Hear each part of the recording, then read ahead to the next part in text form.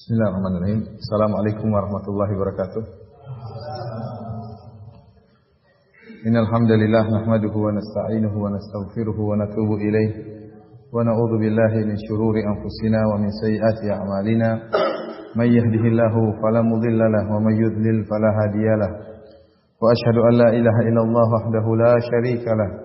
Wa asyhadu anna Muhammadan 'abduhu wa rasuluhu la nabiyya ba'dahu. يا أيها الذين آمنوا اتقوا الله حق تقاته ولا تموتن إلا وأنتم مسلمون يا أيها الناس اتقوا ربكم الذي خلقكم من نفس واحدة وخلق منها زوجها وبث منهما رجالا كثيرا ونساء واتقوا الله الذي تساءلون به والأرحام إن الله كان عليكم رقيبا يا أيها الذين آمنوا اتقوا الله وقولوا قولا سديدا يصلح لكم أعمالكم ويغفر لكم ذنوبكم ومن يطع الله ورسوله فقد فاز فوزا عظيما أما بعد فإن أصدق الحديث كتاب الله وخير الهدى هدى محمد صلى الله عليه وسلم وشر الأمور محدثاتها وكل محدثة بدعة وكل بدعة ضلالة وكل ضلالة في النار. Para hadirin dan hadirat yang dirahmati oleh Allah Subhanahu wa taala, sungguhnya pernikahan merupakan ibadah yang sangat mulia. Oleh karenanya dianjurkan oleh Allah dan Rasul-Nya. Allah Subhanahu wa taala berfirman, "Fankihu ma thaba lakum minan nisa." Nikahilah para wanita yang kalian sukai. Dalam ayat yang lain kata Allah Subhanahu wa taala, "Wa ankihul ayama minkum was-salihina min ibadikum wa imaikum iyakunu fuqara yughnihimullahu min fadlih." Nikahkanlah para orang-orang yang bujang di antara kalian. Demikian juga para budak-budak lelaki dan para budak wanita yang pantas untuk menikah, nikahkanlah mereka. Iyakunu fuqara, jika mereka miskin, yughnihimullahu min fadlih, Allah Subhanahu wa taala akan mencukupkan mereka. Dalam ayat-ayat di atas jelas bahwasanya Allah Subhanahu wa taala menganjurkan yang namanya pernikahan. Bahkan Allah Subhanahu wa taala menjadikan pernikahan merupakan salah satu dari tanda-tanda kebesaran Allah Subhanahu wa taala. Wa min ayatihi an khalaqa lakum min anfusikum azwajan litaskunu ilaiha wa ja'ala bainakum mawaddatan wa rahmah inna fi dzalika laayatin liqaumin yatafakkarun. Kata Allah Subhanahu wa taala, dan di antara tanda-tanda kebesaran Allah Subhanahu wa taala, Allah menciptakan bagi kalian ya istri-istri untuk kalian, litaskunu ilaiha, agar kalian tenang bersama istri-istri kalian. Wa ja'ala bainakum mawaddatan wa rahmah, dan Allah jadikan di antara kalian mawaddah, kecintaan, warahmah, dan kasih sayang. Ya. Kemudian Allah mengatakan, Inna fi dzalika laayat liqaumin yatafakkarun. Sungguh pada hal tersebut ada tanda-tanda kebesaran Allah Subhanahu wa taala liqaumin yatafakkarun, bagi orang-orang yang mau berfikir. Karenanya ikhwani fillah azanillahu iyyakum, jumhur ulama menyatakan bahwasanya jika ada dua orang, yang satu menikah dan yang satu tidak menikah. Yang tidak menikah, dia sengaja tidak menikah karena dalam rangka untuk bisa beribadah, untuk bisa lebih banyak salat malam, bisa lebih banyak untuk membaca Al-Quran, bisa lebih banyak untuk berpuasa. Sementara yang menikah waktunya tersita untuk mengurus istri dan anak-anaknya, sehingga dia kurang dalam salat malamnya, kurang dalam puasanya, kurang dalam baca Al-Qur'annya. Maka mana yang lebih afdal di antara keduanya? Jumhur ulama menyatakan bahwasanya yang lebih afdal adalah lelaki yang menikah meskipun waktunya tersisa banyak untuk mengurus anak-anak dan istrinya. Kenapa? Karena pernikahan sendiri merupakan ibadah. Pernikahan sendiri merupakan ibadah. Mengurus anak-anak ibadah, mengurus istri ibadah. Mewujudkan adanya kasih sayang antara suami dan istri merupakan ibadah. Karenanya tatkala ada seorang yang datang bertanya kepada istri Nabi tentang ibadah Nabi sallallahu alaihi wasallam, kemudian dia pun bertekad, dia mengatakan, wa ana a'tazilun nisa, saya akan meninggalkan para wanita, saya tidak mau menikah. Saya tidak mau menikah. Kenapa dia tidak mau menikah? Supaya dia bisa banyak beribadah, supaya dia lebih rajin beribadah. Namun apakah hal ini didukung oleh Nabi sallallahu alaihi wasallam? Ternyata tidak. Bahkan diingkari oleh Nabi sallallahu alaihi wasallam. Nabi sallallahu alaihi wasallam berkata, "Antumul ladzina qultum kadza wa kadza." Apakah kalian yang telah mengatakan demikian dan demikian? Kata Nabi sallallahu alaihi wasallam, "Fa inni atqakum lillah wa akhsyakum." Aku adalah orang yang paling bertakwa kepada Allah dan aku adalah orang yang paling takut kepada Allah. Wa atazawwajun nisa, dan aku menikahi para wanita. Kemudian kata Nabi sallallahu alaihi wasallam, "Faman raghiba an sunnati falaysa minni." Barang siapa yang benci dengan sunnahku, maka bukan termasuk dari golonganku. Ini jelas bahwasanya seorang yang dia menikah, kemudian dia waktunya tersita untuk mengurus anak-anak, mengurus istri, dia lebih afdal daripada orang yang tidak menikah. Yang tidak menikah dan sibuk dengan beribadah. Kenapa? Karena pernikahan merupakan sunnah Nabi sallallahu alaihi wasallam, bahkan sunnah para rasul. Kata Allah Subhanahu wa taala, "Wa ja'alna lahum azwajan wa dzurriyyah." Dan kami jadikan bagi para rasul istri-istri dan anak-anak. Ya, Allah Subhanahu wa taala menyebutkan di antara anugerah Allah kepada para rasul, yaitu Allah ciptakan bagi mereka istri-istri dan anak-anak bagi mereka. Oleh karenanya pernikahan merupakan ibadah yang mulia. Sampai Allah Subhanahu wa taala menamakan pernikahan dengan mitsaqan ghalidha.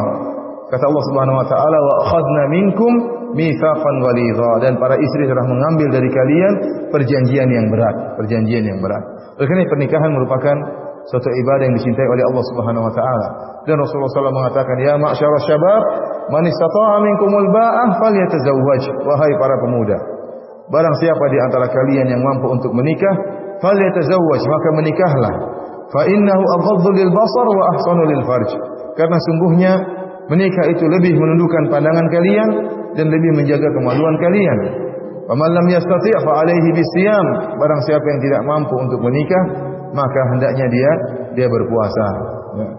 Ini menunjukkan bahwasanya menikah adalah ibadah yang mulia yang mewujudkan banyak tujuan-tujuan syariat, di antaranya menjaga pandangan, di antaranya menjaga kemaluan, di antaranya menimbulkan banyak anak ya. Yang kaum muslimin butuh dengan ya orang-orang yang berjuang di jalan Islam, butuh para pemuda. Tidak mungkin kita bisa memperoleh para pemuda yang berjuang di dalam Islam kecuali dengan adanya anak-anak yang lahir dari hasil pernikahan. Para hadirin dan hadirat yang dirahmati oleh Allah Subhanahu wa taala. Karenanya iblis laknatullah alaih sangat benci dengan pernikahan. Bahkan iblis ya begitu gembira kalau ada terjadi perceraian antara seorang suami dengan istri. Dalam suatu hadis kata Nabi sallallahu alaihi wasallam, "Inna iblis yada'u arsyahu 'alal ma." Sungguhnya iblis meletakkan singgasananya di atas air. Tsumma yab'atsu sarayahu. Kemudian iblis mengutus anak-anak buahnya untuk menggoda manusia. Fa'adhamuhum fa'adnahum minhu manzilatan a'dhamuhum fitnah. Kata Nabi sallallahu alaihi wasallam, anggota anak buah iblis yang paling dekat kedudukannya dengan iblis adalah yang paling besar fitnahnya. Yang paling besar fitnahnya dalam menggoda manusia. Setelah iblis mengutus anak-anak buahnya untuk menggoda manusia, mereka pun melapor. Jadi ada laporan kerja. Fayaji'u ahaduhum, maka anggota iblis datang laporan kepada iblis, "Ya iblis, qad fa'altu kadza wa kadza, saya telah melakukan demikian dan demikian." Kata iblis, "Ma fa'alta syai'an?" Kau tidak melakukan apa-apa. Belum. Datang lagi satu, "Ya iblis, saya sudah begini dan begini." Kata iblis, "Belum. Kau belum apa-apa." Sampai akhirnya datang salah satu dari anggota iblis mengatakan, "La azalu bihi hatta farraqtu bainahu wa baina imra'atihi." Wahai iblis, bos, saya terus menggoda lelaki tersebut sampai akhirnya dia pun menceraikan istrinya. Kata iblis, "Ni'ma anta, kamu yang hebat." Berarti apa? Iblis sangat cinta kalau terjadi apa? Perceraian. Di antara program yang sangat dicintai oleh iblis adalah program menceraikan seorang suami dengan seorang istri. Oleh karena ikhwani fillah wa akhwati fiddin, para hadirin dan hadirat yang dirahmati oleh Allah Subhanahu wa taala, jangan sampai antum menjadi ya terperangkap dalam program iblis. Antum jadi korban dari program iblis sehingga antum begitu mudah menceraikan istri antum, atau sebaliknya istri antum istri seorang wanita mudah untuk minta cerai dari suaminya. Sedikit-sedikit dia mengancam suaminya, "Ayo ceraikan saya kalau kamu jantan." Kenapa? Dia sudah terprovokasi dengan program iblis. Dan ingat, jangan sampai kita juga termasuk orang-orang yang ikut mensukseskan program iblis. Sehingga kalau ada suami, ada teman kita lelaki mengeluh sama kita, "Aduh, istri saya kayak begini, kayak begitu." Udah ceraikan saja, masih banyak gadis-gadis yang bertebaran di Sumbawa ya. Ceraikan saja masih banyak. Demikian juga kalau ada perempuan datang, aduh suami saya begini, udah minta cerai saja. Kamu masih laku, kamu masih muda, masih laku. Padahal sudah 45 tahun, sudah enggak laku, tapi demikianlah. Jadi apa?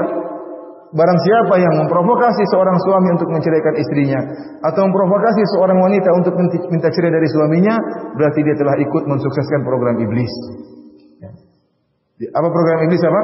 Menceraikan, memisahkan antara suami dengan istri. Kenapa? Karena iblis tahu kalau sudah timbul perceraian, banyak kemudaratan yang akan muncul. Suami gimana? Ya akhirnya tidak bisa menjaga pandangannya. Akhirnya bisa jadi terjerumus dalam perzinahan. Sang wanita juga demikian. Kalau sudah tua kemudian dicerai enggak laku, akhirnya apa? Jadi janda. Jadi janda kembang tapi kembang lapuk, repot.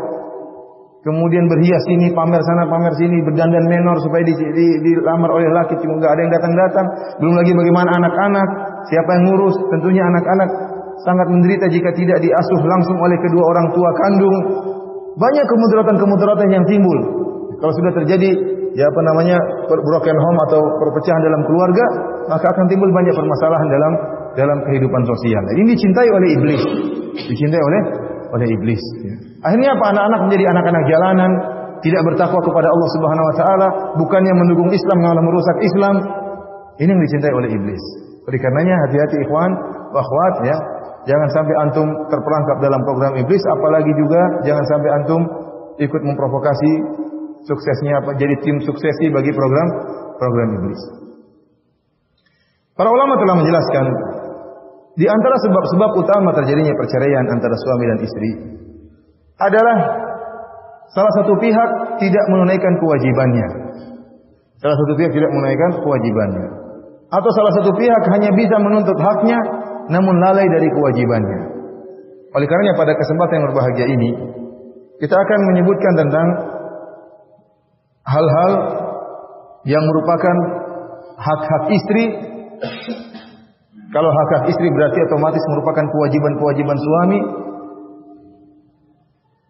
yang harus ditunaikan kepada istri. Demikian juga kita akan menyebutkan tentang hak-hak suami yang harus ditunaikan oleh seorang istri, yaitu kewajiban-kewajiban istri. Kita akan menyebut tentang hak-hak dan kewajiban-kewajiban para istri dan para suami.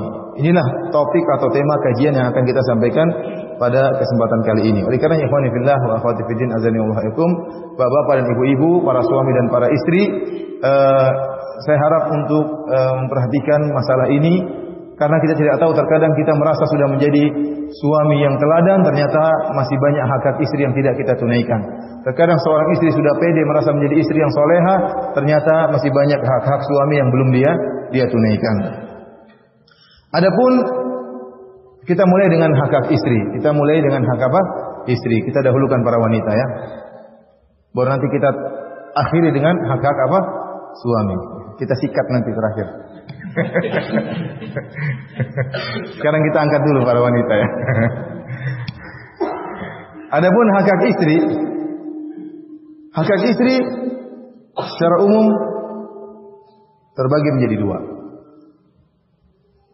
yaitu hak-hak yang berkaitan dengan harta, hukukun maliyah, hak-hak yang berkaitan dengan harta. Yang kedua, hukukun ghairu maliyah, hak-hak yang tidak berkaitan dengan harta. Adapun hak-hak yang berkaitan dengan harta seperti mahar, nafkah dan tempat tinggal. Apa?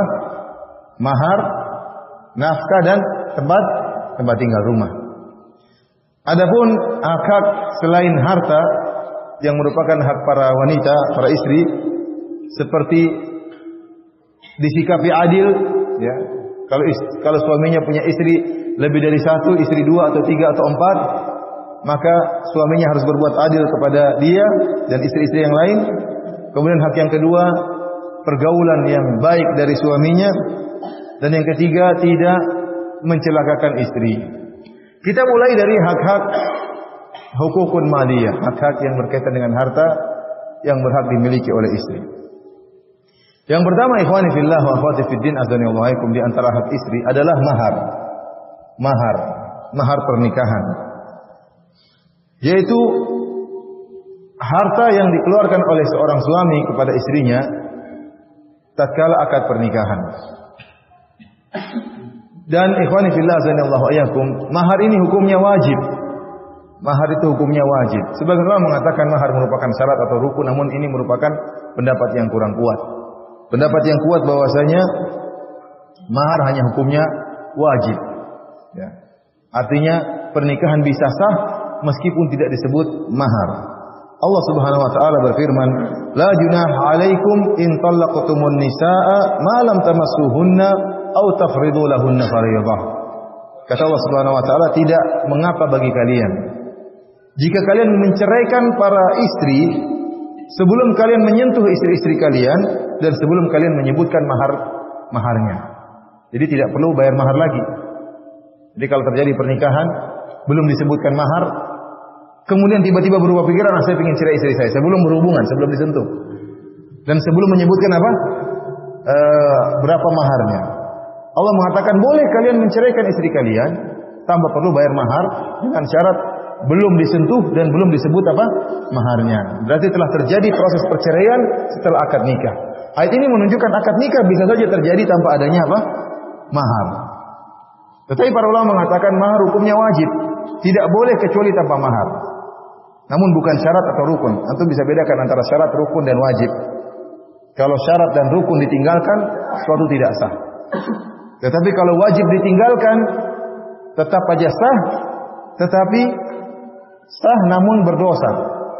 Namun apa? Berdosa. Sebagai contoh misalnya dalam sholat.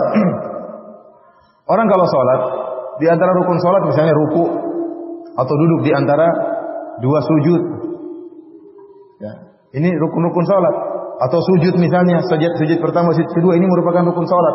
Kalau ada orang sholat, kemudian dia lupa duduk di antara dua sujud, baru sujud pertama terus bangun lagi, maka rakaatnya tidak sah. Kenapa? Dia telah meninggalkan apa?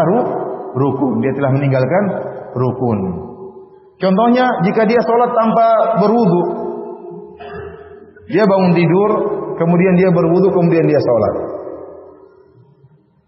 Begitu dia sholat, selesai sholat, dia lihat, ternyata saya mimpi basah tadi. Berarti dia sholat tanpa bersuci. Dia telah meninggalkan salah satu dari syarat sholat. Berarti sholatnya sah atau tidak? Tidak sah, harus diulang. Beda kalau perkara yang wajib. Contohnya apa? Seorang sholat tidak ke masjid. Sebagian ulama mengatakan bahwasanya sholat berjamaah hukumnya wajib. Kalau ada orang sholat di rumah tidak ke masjid, dia mendengarkan azan tapi dia tidak mau ke masjid, kita bilang sebagian ulama mengatakan pergi ke masjid hukumnya wajib, sholat berjamaah hukumnya wajib. Dia sholat di rumah bagaimana? Sholatnya sah, namun berdosa. Kenapa? Karena meninggalkan sesuatu yang wajib, namun bukan syarat dan bukan rukun. Ini bedanya antara syarat, rukun dan wajib. Mahar hukumnya bukan syarat dan rukun, karena bisa terjadi pernikahan tanpa mahar. Akan tapi mahar hukumnya wajib. Oleh karenanya ikhwan fillah azanillahu iyyakum, bagaimanapun kalau terjadi pernikahan harus bayar mahar. Kalau ada orang menikah dengan istri dengan seorang wanita, kemudian maharnya tidak disebutkan, maka para ulama dalam buku-buku fikih menyebutkan harus ada mahrul mithl, yaitu mahar yang pantas bagi wanita ini. Wanita ini kalau yang seperti dia di kampung dia, tradisinya dia dapat berapa? Saya tanya sama antum, wanita Sumbawa biasanya maharnya berapa biasanya? Biasanya berapa? 15 juta. 15 juta, Masya Allah. Loh, gak jadi saya di Sumbawa deh. Mahal. Karena dulu istri saya maharnya cuma 150 ribu. Sekarang 15 juta. Waduh, bisa dapat tempat kalau begitu. Artinya maksudnya begitu. Artinya kalau misalnya di Sumbawa, Allah alam ya, misalnya ternyata maharnya umumnya 15 juta. Ternyata antum menikahi seorang wanita, antum lupa sebut mahar. Maka meskipun antum tidak sebut mahar, antum harus bayar mahar. Maharnya apa? 15 juta sebagaimana wanita-wanita yang lain yang merupakan tradisi wanita-wanita Sumbawa. Itu yang disebut dengan mahrul mithl. Paham? Atau misalnya dia dari keluarga kaya, ternyata kakak-kakaknya biasanya mahar sekian. Ya, dia juga maharnya sekian. Kalau antum tidak sebutkan mahar dalam akad pernikahan. Dan tidak boleh menikah tanpa mahar, hukumnya haram.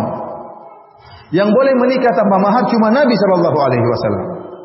Dalam surat Al-Ahzab kata Allah Subhanahu wa taala, "Wa imra'atan mu'minatan in wahabat nafsaha lin-nabi in arada an-nabiyyu an yastankihaha khalisatan laka min dunil mu'minin." Kalau ada seorang wanita mukminah, wahabat nafsaha lin-nabi, dia ingin menghadiahkan dirinya untuk Nabi.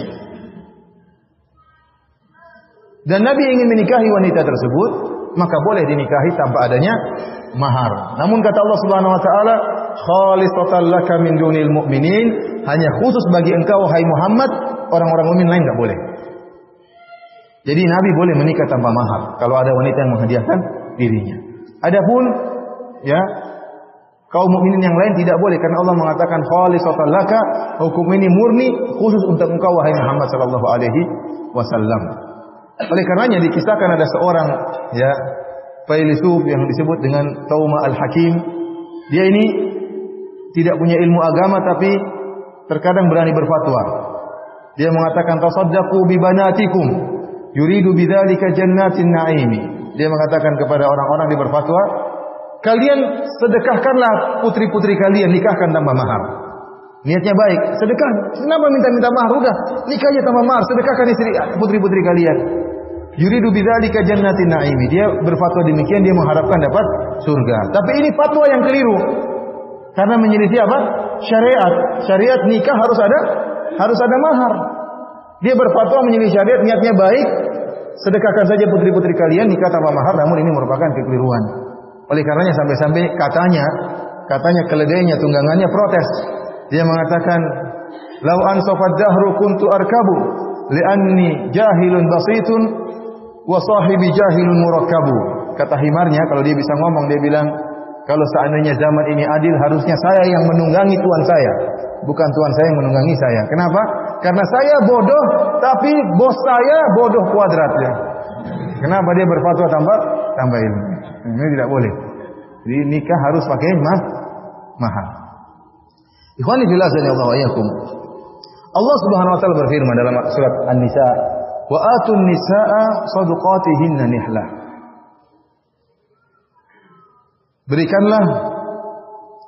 Berikanlah para wanita mahar-mahar mereka. Allah mengatakan shadaqatihin. Allah mengidhafahkan, menyandarkan mahar kepada para wanita. Kata para ulama ini dalil bahwasanya mahar adalah murni hak seorang wanita. Maka tidak boleh mahar tersebut diambil, hukumnya haram. Tidak boleh diambil oleh keluarganya, oleh ayah dan ibunya, tidak boleh diambil apalagi suaminya. Tidak boleh mengambil mahar tersebut. Mahar tersebut kalau dia istrinya minta mahar 30 juta, maka milik dia. Jangan suaminya setelah nikah, saya enggak punya uang, sini maharmu sini. Ini tidak boleh, hukumnya apa? Haram. Itu murni milik apa? Istrinya, tidak boleh diganggu gugat. Kecuali kalau para wanita tersebut hendak memberikan. Fa in tibna lakum an syai'in minhu nafsan fakuluhu hani'an mari'a. Tapi kalau hati mereka lapang, kemudian dilihat suaminya miskin, ternyata tidak punya duit, ya udah kamu ambil 15 juta. Kalau dia kasihan, dia kasih dengan sepenuh hati, maka boleh bagi suaminya untuk mengambil harta tersebut. Tetapi kalau dia tidak mau, maka itu hak istri, tidak boleh. Dan saya ingatkan kepada para orang tua yang terkadang menjual anaknya dengan mahar yang tinggi. Kenapa? Dia ingin mengambil duit dari mahar tersebut. Ini tidak boleh. Ini tidak boleh. Kalau di sini ada orang Bugis, nggak angkat tangan yang orang Bugis. Siapa yang orang Bugis ini? Siapa yang orang Bugis? Kita di adat Bugis ya. Istri saya orang Bugis, saya juga orang Bugis ya. Kalau orang Jawa alhamdulillah kalau dia nikah cuma bayar mahar. Kalau orang Bugis ada namanya uang naik. Uang naik itu uang diberikan kepada mertua. Ya, kadang lumayan banyak juga. Jadi uang pelepasan namanya uang naik. Jadi uang buat istri khusus, uang buat mertua juga apa? Khusus, namanya uang naik. Sehingga mertua tidak berhak mengambil harta mahar dari putrinya, dia dapat uang naik alhamdulillah. Kalau orang Jawa tidak ada, nikah sudah gampang murah. Orang Bugis lumayan, ada uang naik. Orang Jawa naik turun gratis ya. Orang Bugis naiknya bayar. Oleh karenanya maharnya juga bayar. Jadi dibedakan antara uang naik dengan uang mahar. Uang naik buat orang tua. Dan ini ada orang Bugis, ini boleh-boleh saja. Tapi uang yang mahar tidak boleh diganggu gugat, tidak boleh diganggu gugat. Adapun seseorang yang kemudian memasang mahar yang mahal kepada putrinya, kenapa dia seakan-akan bahkan terjadi seperti bangga-banggaan. Mahar putri kamu berapa? Oh, mahar saya putri saya sekian-sekian. Kenapa dia ingin ambil dari harta tersebut? Ini hukumnya haram. Menjual mahal putrinya dalam rangka dia ingin ambil apa? Uang mahar tersebut. Sehingga apa? Merepotkan putrinya. Tidak semua orang bisa menikahinya, kadang akhirnya tidak menikah, kadang akhirnya menjadi janda tua apa namanya? Perawan tua, ya akhirnya kasihan. Yang salah orang tuanya karena menjual anaknya dengan harga yang mahal untuk diambil sebagian maharnya.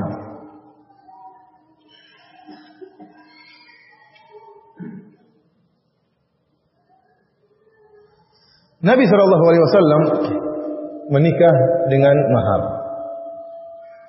Bahkan tatkala Nabi SAW menikah dengan Safiyah, maka Nabi SAW ja'ala itqaha sadaqaha. Rasulullah SAW menikah dengan Safiyah.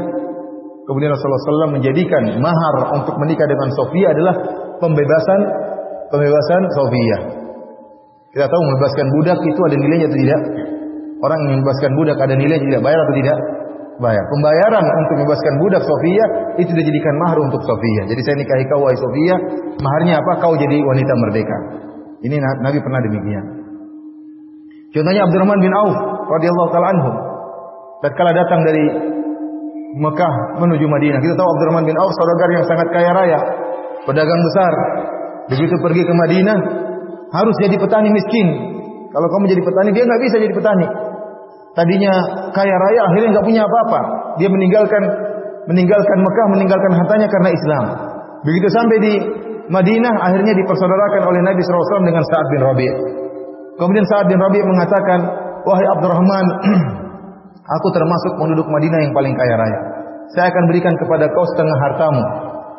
Setengah hartaku akan saya berikan kepada engkau. Dan kamu lihat istri-istriku mana yang paling kau sukai, saya ceraikan buat kau nikahi. Luar biasa. Jadi benar-benar pengorbanan Sa'ad bin Rabi' sampai menawarkan setengah hartanya kepada siapa? Abdurrahman bin Auf. Dan juga menawarkan dia punya istri lebih dari satu. Jadi kamu lihat mana yang paling cantik, saya ceraikan buat kamu ambil. Di Sumbawa ada nggak yang seperti itu? Yang menawarkan setengah hartanya. Tapi Abdurrahman bin Auf mengatakan barakallahu laka wa fi malika wa fi ahlik. Semoga Allah memberkahi engkau, memberkahi hartamu, memberkahi istri-istrimu. Dullani ala suq, tunjukkan saya di mana pasar. Dia pedagang, jadi bisa berdagang. Maka ditunjukkan kepada pasar Bani Qainuqa, pasarnya orang-orang Yahudi. Maka masuklah Abdurrahman bin Auf berdagang dan berdagang. Akhirnya dia dapat untung. Setelah dapat untung pertama kali yang dia lakukan nikah sama wanita Ansoriyah. Dia menikah, kemudian ya setelah menikah ternyata ada warna kuning di bajunya. Jadi parfumnya para wanita di zaman dahulu itu baunya tidak begitu tajam tapi ada warnanya. Dia ketemu Nabi SAW, Abdurrahman bin Auf. Kata Rasulullah, apa ini? Kok ada warna kuning di mana? Di parfum wanita kok ada menempel di bajumu? Kata Abdurrahman, tazawwajtu. Aku sudah menikah wahai Rasulullah. Aku sudah menikah. Maka Rasulullah SAW bertanya, wa ma asdaqtaha? Berapa mahar yang kau berikan kepada istrimu? Kata Abdurrahman bin Auf, waznu nawatin min zahab. Sebagaimana emas seukuran biji korma. Faqala, maka Rasulullah SAW berdoa, barakallahu lak, aulin walau bisya'ah. Semoga Allah Subhanahu wa taala memberkahi engkau dan buatlah walimah meskipun hanya menyembelih seekor kambing. Barang siapa yang mengambil, ini menunjukkan bahwasanya mahar disyariatkan. Barang siapa yang mengambil mahar istrinya tanpa diridhoi oleh istrinya, maka dia terancam dengan dosa besar. Dalam satu hadis yang diriwayatkan oleh Al-Hakim dengan sanad yang hasan dan dihasankan oleh Syekh Albani rahimahullah, kata Nabi sallallahu alaihi wasallam, "Inna a'dhamad dzunub 'inda Allahi rajulun tazawwaja imra'atan falamma qada hajatahu minha talaqaha wa dhahaba bimahriha." Di antara dosa yang paling besar kata Nabi sallallahu alaihi wasallam di sisi Allah yaitu seorang menikahi seorang wanita, seorang laki menikahi seorang wanita. Setelah dia memuaskan syahwatnya, kemudian dia menceraikan istrinya dan dia bawa lari maharnya. Ini merupakan dosa termasuk dosa-dosa terbesar. Seorang mungkin menikah dengan mahar yang kontan dan ada juga mahar yang apa? Ngutang. Kalau mahar ngutang maka harus dibayar, tidak boleh tidak dibayar, harus dibayar. Lihatlah Nabi Musa alaihissalam rela bekerja selama 8 tahun karena dia menikah dengan mahar utangan. Dalam Al-Quran Allah abadikan dalam surat Al-Qasas, tatkala calon mertuanya mengatakan, "Inni uridu an unkihaka ihda ibnatayya hataini ala an ta'jurani thamaniya hijaj." Wahai Musa, saya ingin menikahkan engkau dengan salah satu putriku dengan syarat kau kerja sama saya 8 tahun jadi pengembala kambing. Musa terima atau tidak? Musa terima.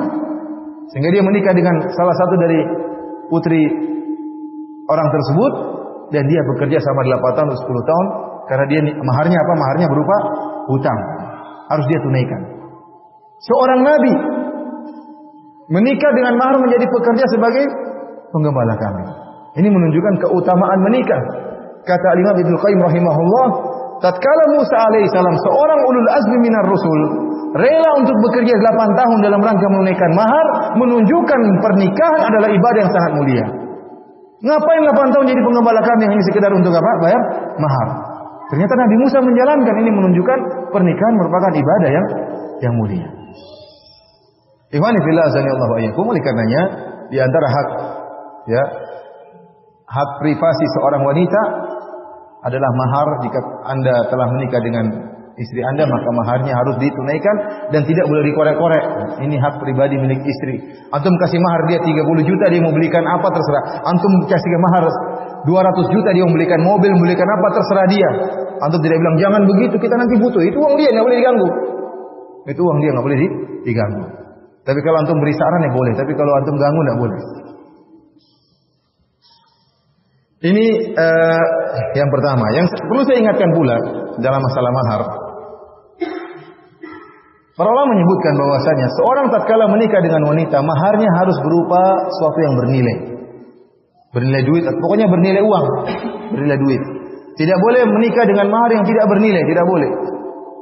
Di antara kesalahan yang dilakukan oleh sebagian ikhwan, yaitu menikah dengan membaca ayat-ayat Al-Quran. Dan saya pernah menghadiri pernikahan seperti ini. Ada yang menikah dengan apa maharnya? Surat Ar-Rahman. Ar-Rahman 'allamal Qur'an, khalaqal insana 'allamahul bayan dan seterusnya.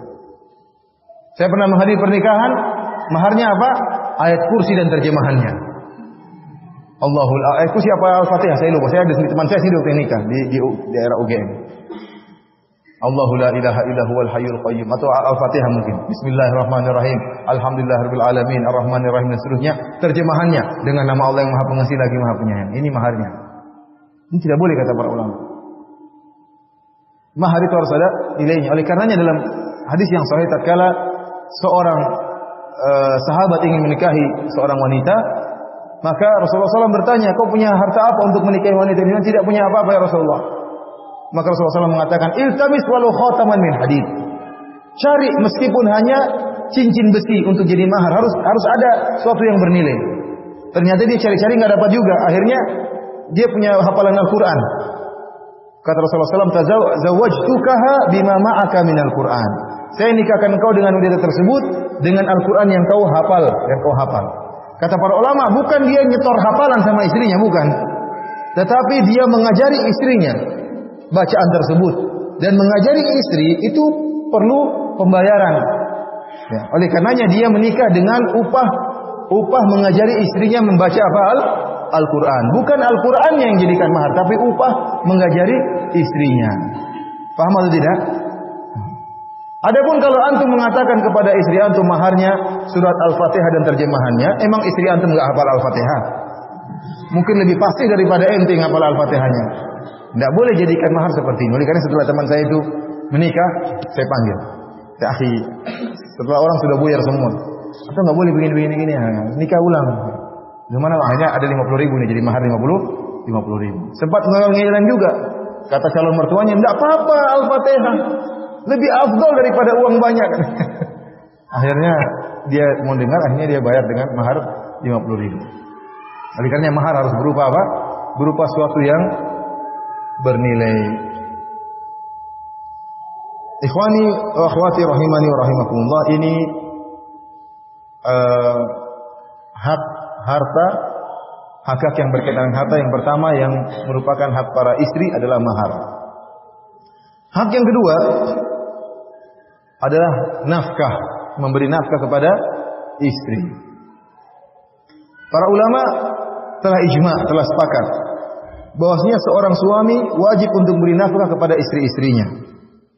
Kenapa? Karena dia sudah menikahi istrinya tersebut dan istrinya sudah melayaninya di rumah, melayaninya di rumahnya, memasakkan dia, kemudian juga melayani dia di ranjang, ya. Dia sehingga tidak bisa bekerja untuk mengurus anak-anaknya, maka wajib bagi suami untuk menafkahi wanita ini. Tidak kerja di luar, ya. Kenapa harus di rumah terus? Makanya ini wajib bagi sang suami secara tabiat, ya pasti dia harus menafkahi istri-istrinya.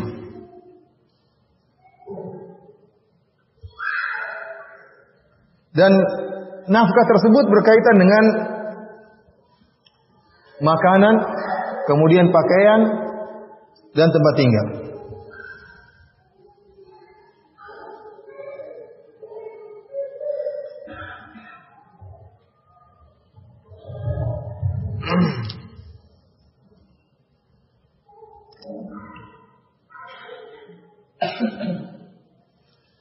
Nafkah tersebut berkaitan dengan makanan, kemudian pakaian, dan tempat tinggal, terutama kebutuhan-kebutuhan primer. Allah Subhanahu wa taala berfirman, "Wa 'alal mauludi lahu rizquhunna wa kiswatuhunna bil ma'ruf." Dan bagi lelaki yang dilahirkan putranya, yaitu para suami, rizquhunna wa kiswatuhunna bil ma'ruf, harus memberi rezeki, yaitu makanan rezeki kepada istrinya, dan juga kiswatuhunna, dan juga memberi pakaian kepada istri-istrinya. Ini menunjukkan bahwasanya wajib memberi pakaian kepada istrinya, wajib juga memberi makanan kepada istrinya. Dalam ayat yang lain Allah Subhanahu wa taala berfirman, "Liyunfiq dzu sa'atin min sa'atihi, wa man qadira 'alaihi rizquhu falyunfiq mimma ataahu Allah." Kata Allah Subhanahu wa taala, "Liyunfiq dzu sa'atin min sa'atihi." Kalau ada orang hartanya lapang, maka dia berinfak dengan hartanya tersebut. Dan kalau ada orang yang hartanya sedikit, maka dia infak dengan kemampuannya. Oleh karenanya masalah nafkah ini kembali kepada sang lelaki, kemampuannya segimana. Kata Allah, liyunfiq dzu sa'atin min sa'ati. Kalau dia kaya, maka jangan dia pelit. Kalau dia punya uang banyak, maka jangan dia pelit. Allah mengatakan infaklah dari kelebihan hartanya. Tapi kalau dia miskin, apa boleh buat? Apa boleh buat kalau dia miskin? Tapi kalau dia kaya, dia punya harta, maka jangan pelit kepada istri dan anak-anaknya. Ini hukumnya haram. Ya. Karena ada orang yang pelitnya luar biasa. Dia punya uang banyak, sudah punya uang banyak, punya harta banyak, tapi dia pelit. Dan pelit yang paling parah adalah pelit terhadap dirinya sendiri. Ada orang pelit sama orang lain, tapi sama dia tidak pelit. Dia royal, dia makan sepuas-puasnya, dia beli apa sepuas-puasnya. Tapi kalau sama orang dia pelit, dia nggak mau kasih duit sedikit pun. Ini masih mending. Yang lebih parah, sama dia juga pelit, uangnya banyak, makannya aduh ini terlalu mahal. Makan apa? Sedikit. Dia hajian, uangnya banyak. Begitu membeli sesuatu, berapa real harganya? 10 real. 10 real 25 ribu. Mahal sekali. Tidak usah. Padahal uangnya banyak. Akhirnya apa? Beli Indomie 1 real. Murah. Saya ketemu orang seperti ini. Kita beli Indomie, makan berdua lagi suami istri. Ya Allah. Pelitnya kebangetan. Indomie sekarang berapa di sini? Di sana 1 real. Murah. 2.500. Ini tidak boleh seperti ini. Kenapa? Karena tatkala dia pelit bagi dirinya, dia mengorbankan istri dan anak-anaknya. Kalau kamu pelit sama dirimu silakan. Tapi jangan pelit sama anak dan istri. Allah mengatakan liyunfiq dzu sa'atin min sa'atihi. Seorang yang punya kelapangan harta, dia berinfaklah dengan kelapangan harta tersebut. Sampai saya pernah dengar kasus di Arab Saudi, tatkala ada sebuah keluarga ayahnya meninggal dunia. Ternyata setelah dicek harta warisnya sangat banyak. Maka anak-anaknya pun marah. Kenapa mereka mengatakan kami mengira ayah kami selama ini miskin? Ternyata kaya, bukannya dia bahagia punya harta banyak kaya, tapi dia jengkel dulu sama bapaknya. Ternyata bapak kita ternyata kaya raya. Kenapa kita hidup selama ini setengah mati? Ternyata bapak kita kaya raya. Ini tidak boleh seperti ini. Antum kalau pelit sama diri antum, jangan korbankan anak dan istri antum. Jangan langsung bilang, bapak dulu waktu kecil makan tempe bagi 2. Itu kamu dulu kecil, jangan sekarang anakmu suruh makan tempe juga bagi 2 ya, seperti ini. Bapak dulu makan ikan teri cuma telur bagi 2, setengah buat makan siang, setengah buat makan malam. Itu kan bapak dulu begitu, sekarang sudah punya mobil, dia suruh makan telur bagi 2. Kasihan anak-anak. Mau diajak hidup susah seperti dia dulu, nggak benar seperti ini. Namanya miskin, nggak boleh. Apa namanya pelit namanya. Beda kalau nggak punya duit, ini urusan lain. Tidak bisa beri nafkah, ini urusan lain. Dia tidak mampu memberi makan kecuali hanya memberikan telur rebus misalnya. Ini Allah tidak mencela. Wa man qudira 'alaihi rizquhu falyunfiq mimma atahu Allah. Barang siapa yang rezekinya disempitkan oleh Allah Subhanahu wa taala, maka dia memberikan sesuai dengan apa yang dia mampu. Dalam satu hadis dari Aisyah radhiyallahu taala anha, ya, datang istrinya Abu Sufyan mengeluh kepada Nabi sallallahu alaihi wasallam tentang pelitnya Abu Sufyan radhiyallahu taala anhu. Kata Aisyah radhiyallahu taala anha, "Dakhalat Hindun bintu Utbah, Hind bintu Utbah, imra'atu Abi Sufyan ala Rasulillah sallallahu alaihi wasallam." Faqala, Hind, istrinya Abu Sufyan datang menemui Nabi sallallahu alaihi wasallam. Dan kita tahu bahwa Abu Sufyan adalah mertuanya Nabi sallallahu alaihi wasallam. Karena Nabi menikah dengan Ramlah binti Abu Sufyan, Ummu Habibah. Jadi Abu Sufyan adalah mertuanya siapa? Rasulullah sallallahu alaihi wasallam. Dan ini ibu mertua siapa? Hind bintu Utbah. Maka dia bertemu dengan Nabi sallallahu alaihi wasallam dengan mudah. Masih keluarga. Kemudian dia berkata, "Ya Rasulullah, inna Abu Sufyan rajulun syahihun la yu'tini minan nafaqati ma yakfini wa yakfi baniya illa ma akhadtu min malihi bighairi ilmihi."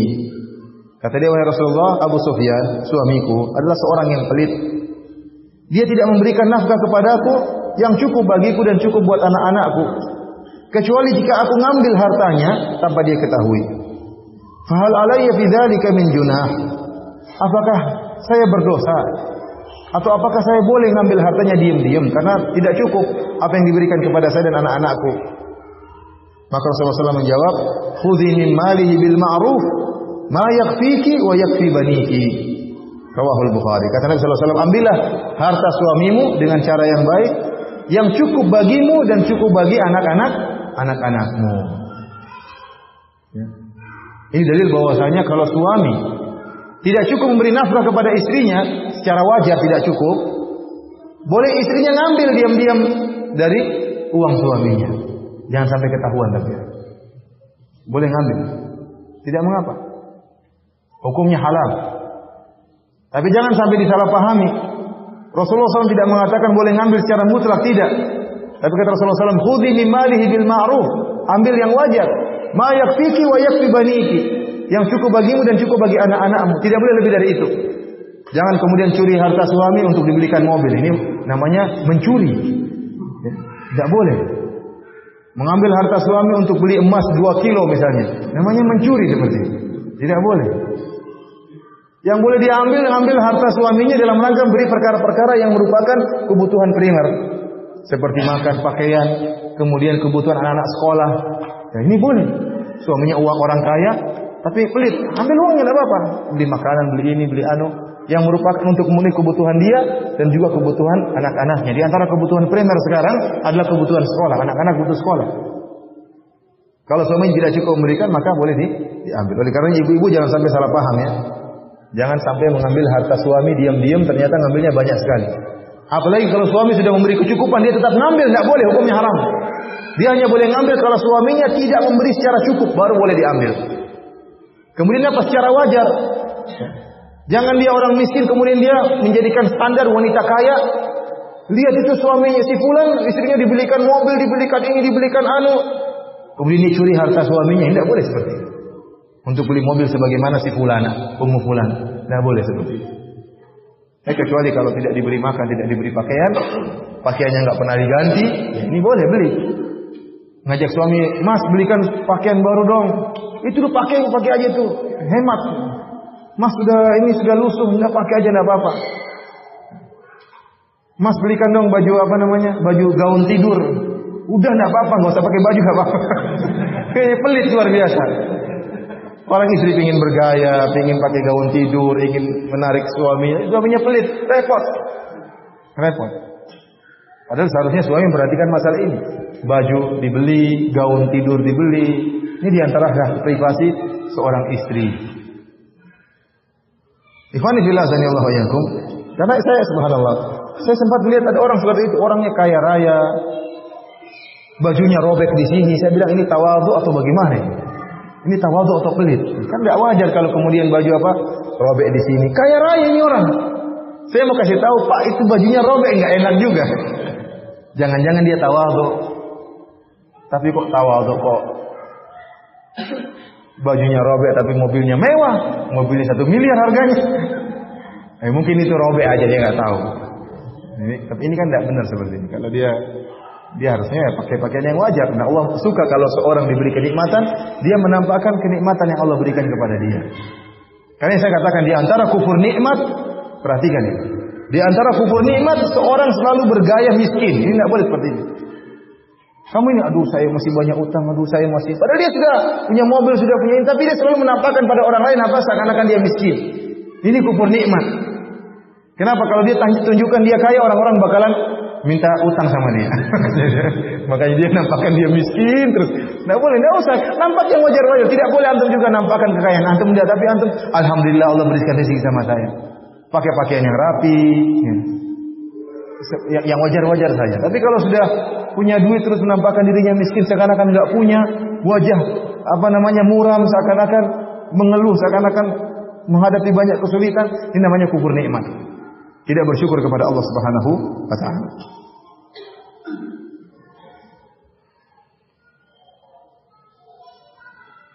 Kemudian di antara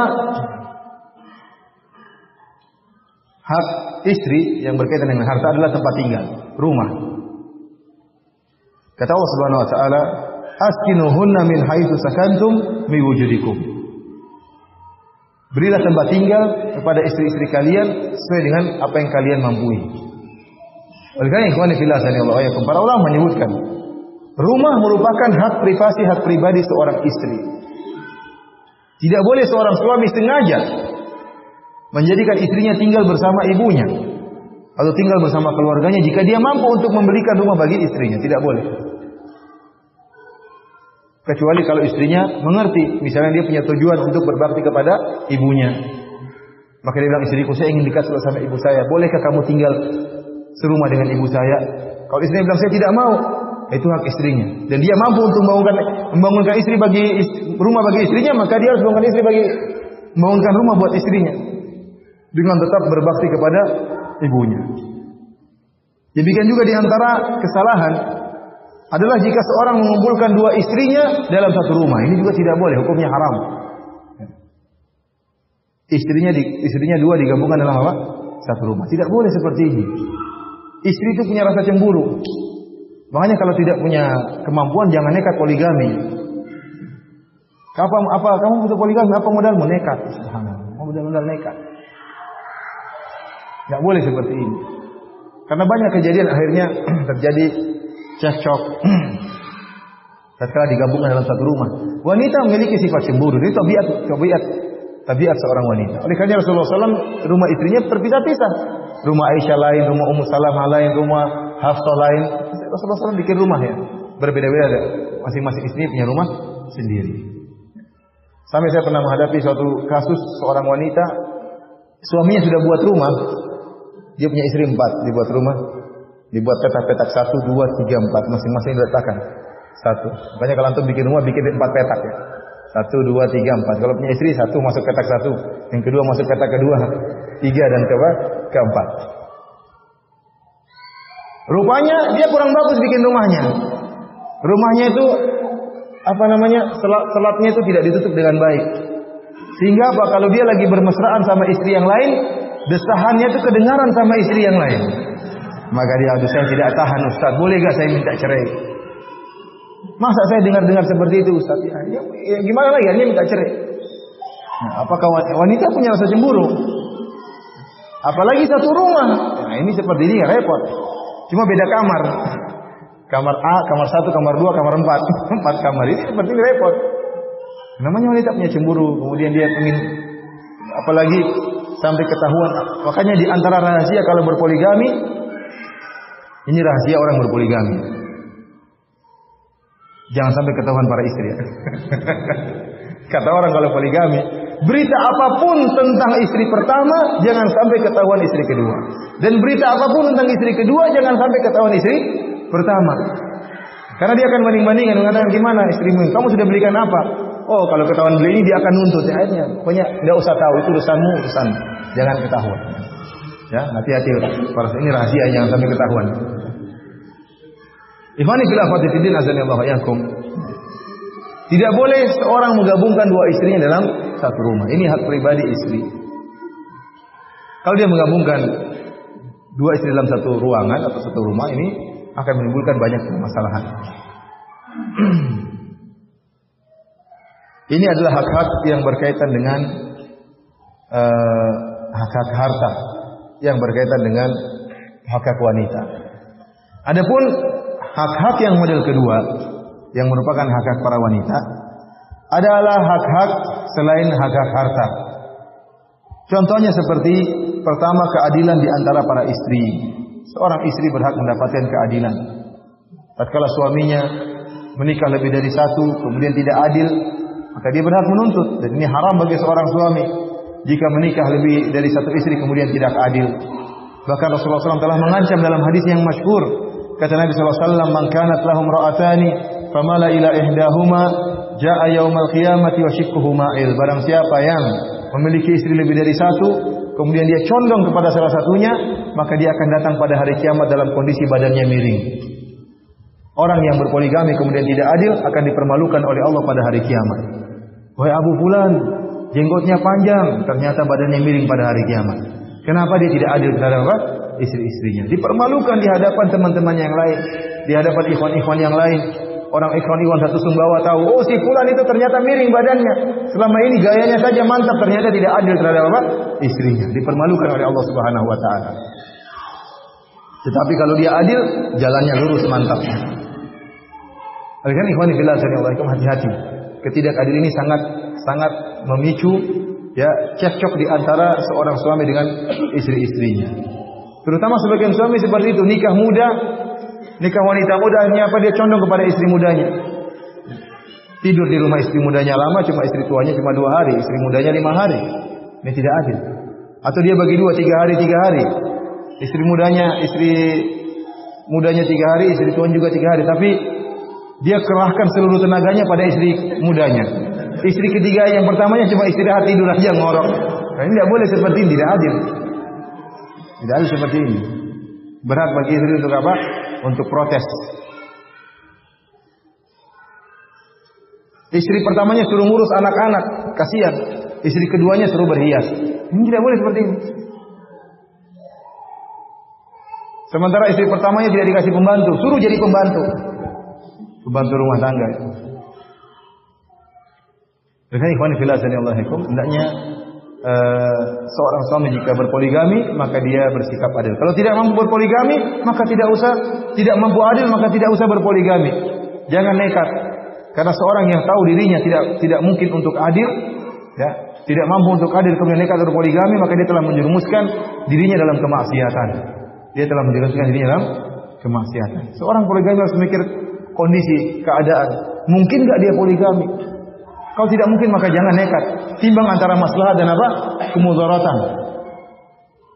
Timbang antara kemaslahatan dan kemudaratan. Karena kita di Indonesia poligami adalah perkara yang tidak mudah diterima. Terkadang kita poligami, yang pertama kali musuhi kita ibu kita sendiri.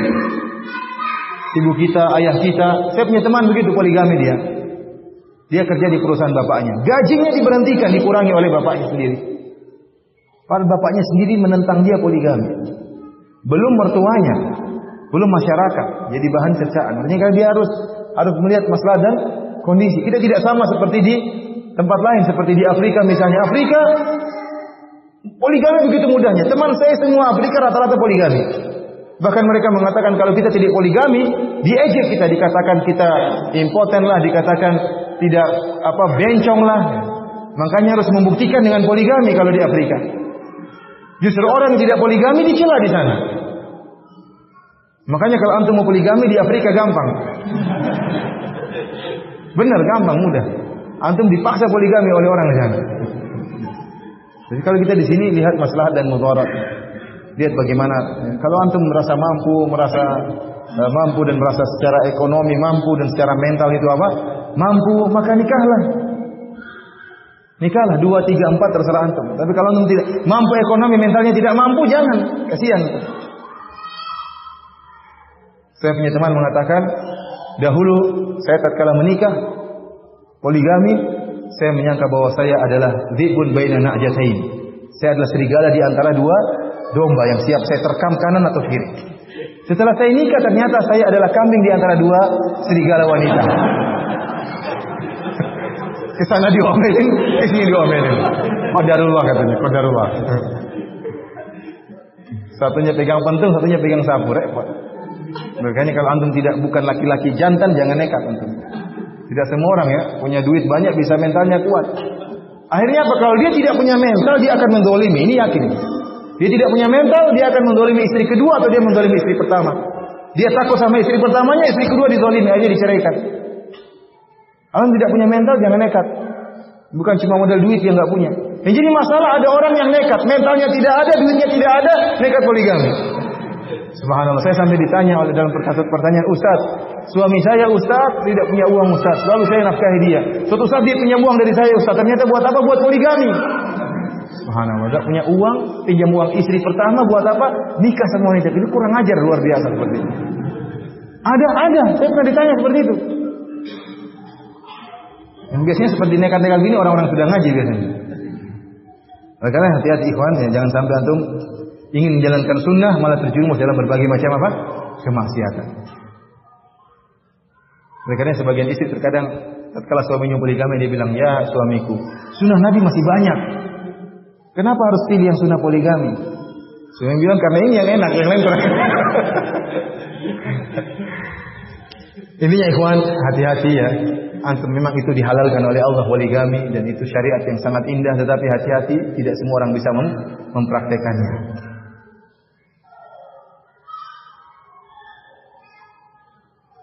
Kemudian di antara hak istri yang tidak berkaitan dengan harta, yaitu istri berhak untuk digauli dengan yang baik. Kata Allah Subhanahu wa taala, "Wa ashiruhunna bil ma'ruf." Dan pergaulilah istri-istri kalian dengan cara yang baik.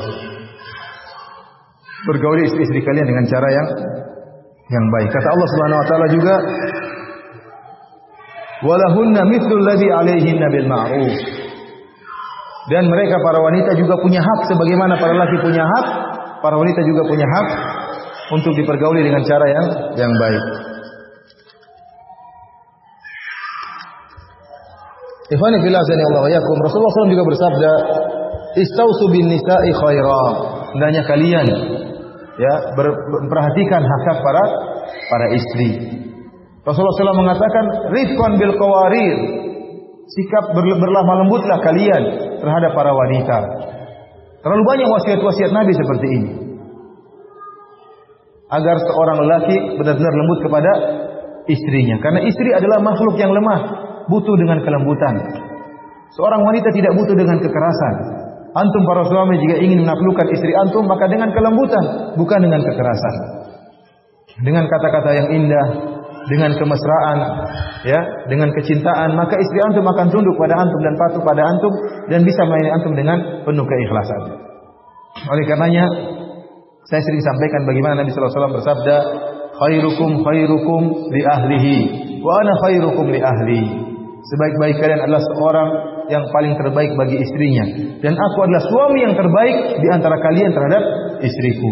Dan memang Nabi sallallahu alaihi wasallam benar-benar merupakan seorang wanita yang terbaik bagi istrinya. Dan terlalu banyak dalil yang menunjukkan bagaimana Nabi sallallahu alaihi wasallam dia sangat mesra dengan istrinya. Yang perlu saya ingatkan ikhwan, para ulama telah menyebutkan di antara maqasiduz zawaj, di antara tujuan-tujuan pernikahan ada 3 para ulama menyebutkan. Yang pertama, ya, menjaga kemaluan dan menjaga pandangan. Yang kedua adalah menghasilkan anak-anak yang soleh. Dan yang ketiga kata para ulama adalah al-mawaddah war-rahmah. Bagaimana suami istri bisa menemukan kasih sayang dan kemesraan di antara mereka berdua.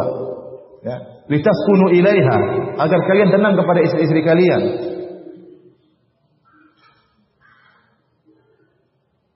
Oleh karenanya segala perkara yang bisa mengantarkan tumbuhnya kasih sayang dan kemesraan antara suami dan istri, maka hukumnya disyariatkan.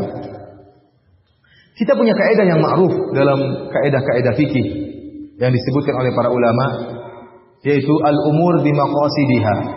Perkara-perkara hukum wasilah tergantung dengan hukum tujuan. Oleh karena para ulama mengatakan, ma la yatimul wajibu illa bihi fa huwa wajib. Kalau ada perkara yang wajib, tidak sempurna kewajiban tersebut kecuali dengan perkara yang lain, maka perkara yang juga hukumnya wajib.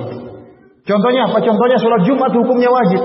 Dan tidak mungkin seorang bisa salat Jumat kecuali melangkahkan kaki menuju masjid tersebut. Maka melangkahkan kaki menuju masjid juga hukumnya wajib. Karena nggak mungkin dia salat Jumat di rumah, nggak mungkin. Dia harus ke masjid. Maka hukum pergi ke masjid juga hukumnya wajib. Mala yatimul mustahabu illa bihi fa huwa mustahab. Contohnya lagi, ada perkara yang sunnah, tidak mungkin perkara sunnah itu bisa dikerjakan kecuali dengan perkara yang lain, maka perkara yang juga hukumnya apa? Sunnah. Contohnya seorang ingin salat malam hukumnya sunnah. Maka dia tidur segera, tidak bergadang, hukumnya sunnah. Kenapa dia ingin salat malam? Dia beli jam waker misalnya, alarm, kemudian dia nyalakan alarm, juga hukumnya sunnah. Kenapa? Karena tidak mungkin dia bisa bangun kecuali dengan sarana-sarana. Maka seluruh sarana yang buat dia bisa bangun malam, ini hukumnya juga sunnah. Sekarang kita berbicara tentang di antara maqasiduz zawaj, di antara tujuan pernikahan adalah tumbuhnya kasih sayang dan kemesraan antara suami dan istri. Allah mengatakan wa ja'ala bainakum mawaddatan wa rahmah. Allah jadikan di antara kalian kasih sayang dan kemesraan. Maka segala perkara yang bisa mengantarkan suami istri menuju pada kemesraan dan kasih sayang, maka hukumnya disyariatkan apapun itu. Hukumnya apa? Disyariatkan. Oleh karenanya kalau kita melihat bagaimana praktek Nabi sallallahu alaihi wasallam luar biasa terhadap istri-istrinya. Ini sudah saya sampaikan kemarin, tapi akan saya sampaikan lagi. Dan saya tidak bosan-bosannya menyampaikan bagaimana mesranya Nabi terhadap istri-istrinya. Di antaranya Nabi sallallahu alaihi wasallam untuk menemukan kemesraan terhadap istrinya, beliau tatkala memanggil istrinya maka dengan panggilan-panggilan yang lembut, tidak sembarang panggilan. Rasulullah SAW perhatikan segala perkara, bahkan panggilan pun beliau manggil dengan cara yang lembut. Beliau manggil Aisyah dengan ya Aisyu, dengan disingkat namanya. Rasulullah SAW tidak mengatakan ya Aisyatu, tetapi Rasulullah SAW mengatakan ya Aisyu. Dan dalam metode bahasa Arab, penyingkatan nama seperti ini adalah untuk nama panggilan sayang. Ya, karena sebagaimana sering saya jelaskan bahwasanya orang-orang Arab pada asalnya tidak suka menyingkat nama. Mereka tidak suka menyingkat nama. Kalau mereka manggil nama, manggil secara lengkap. Abdurrahman dipanggil Abdurrahman, Abdullah dipanggil Abdullah, Abdul Basit dipanggil Abdul Basit. Anak kecil pun di sana kalau manggil nama temannya tidak pernah disingkat-singkat. Beda kalau kita disingkat. Abdullah menjadi apa? Dul, menjadi Dung, menjadi Bedul. Abdurrahman dipanggil Mang, dipanggil Man, dipanggil Dur. Abdul Basit keren-keren dipanggilnya Sid. Orang Arab tidak seperti itu. Orang Indonesia itu suka nama panjang-panjang tapi disingkat. Saya punya teman waktu SMP namanya 4 nama buat dia sendiri. Tri, Raharjo, Topan, Nusantara. Panggilnya cuma Pan, selesai. Namanya panjang cuma waktu manggil malas, pelit untuk manggil banyak-banyak. Manggil cuma Pan, selesai. Tetapi orang-orang Arab, mereka terkadang menyingkat nama dalam rangka untuk panggilan sayang. Oleh karenanya kalau orang namanya Abdullah masih kecil biasanya dipanggil Abudi, disingkat. Abdullah jadi apa? Abudi. Abdurrahman dipanggil Duhman. Dan mereka ingin menyingkat-singkat nama untuk menunjukkan kasih sayang. Demikian juga Nabi sallallahu alaihi wasallam tatkala memanggil Aisyah dipanggilnya ya Aisyu, bukan ya Aisyatu. Ini menunjukkan uslub metode Nabi tatkala memanggil istrinya dengan panggilan sayang, bukan sembarang panggilan. Di antaranya Nabi sallallahu alaihi wasallam memanggil istrinya dengan ya Humaira. Ya Humaira artinya apa? Wahai gadis yang sangat putih sehingga nampak rona-rona merah di pipinya. Kenapa? Karena Aisyah adalah seorang wanita yang sangat apa? Sangat putih. Saking putihnya sampai di pipinya ada warna-warna kemerah-merahan. Inilah kecantikan Aisyah dijadi bahan panggilan oleh Nabi sallallahu alaihi wasallam. Nabi panggil ya Humaira, subhanallah. Betapa istri sangat cinta kepada kita tatkala kita memanggil istri kita dengan panggilan sayang dengan suatu kelebihan yang dimiliki oleh istri kita. Oleh karena kalau istri antum memiliki kelebihan rambutnya kelebihan panjang, antum panggil wahai yang terurai panjang rambutnya. Kan indah seperti itu kalau antum panggil istri antum. Tapi antum tidak pernah begitu, antum panggilnya mbok, terus endut, ya kan singkatan dari gendut. Itu panggil-panggil dengan panggilan-panggilan yang tidak indah. Rasulullah SAW memanggil istrinya dengan panggilan yang penuh kasih sayang. Karena Aisyah sangat cinta kepada Rasulullah SAW. Sebagai contoh juga mesranya Rasulullah SAW. Rasulullah SAW suatu saat Aisyah dalam keadaan haid.